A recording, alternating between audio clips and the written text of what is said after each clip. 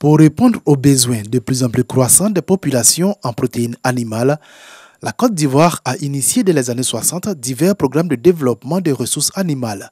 Pour le secteur avicole, les premiers programmes ont porté essentiellement sur la création de centres d'élevage avicole dans certaines villes du pays, avec pour objectif d'assurer l'encadrement technique des opérateurs et leur approvisionnement en intrants.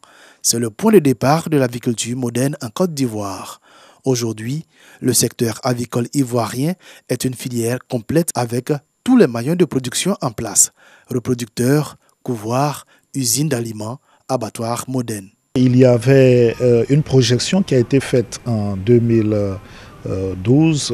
Nous visions 2 kg par habitant par an à partir de 2020 et 56 œufs par habitant par an pour la même période. Mais aujourd'hui, ce sont des objectifs qui sont complètement dépassés. Une filière avicole minutieusement organisée dont le succès repose sur une étroite collaboration entre l'État et le secteur privé. L'État a en effet pris plusieurs décisions fortes pour protéger la filière et garantir sa compétitivité. L'une des plus productives est l'instauration de l'indemnité compensatoire. La fixation du prélèvement compensatoire au niveau actuel a permis de créer un environnement concurrentiel assaini et apaisé, ce qui est indispensable pour la confiance des opérateurs. Cette confiance étant mise en place, les opérateurs ont investi massivement pour augmenter les capacités de production, pour moderniser leurs installations.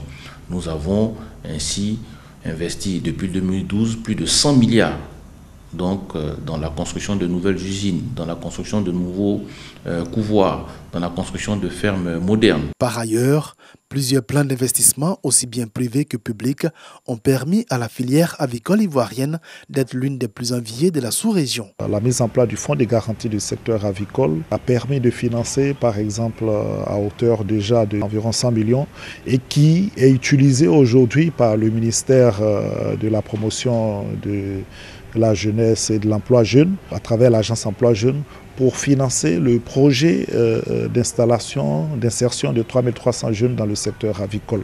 Et là encore, nous sommes sur un financement qui est plus à presque 1 milliard, avec des mobilisations déjà réussies de plus de 600 millions. Notons que la filière avicole réalise un chiffre d'affaires annuel de plus de 40 milliards de francs CFA.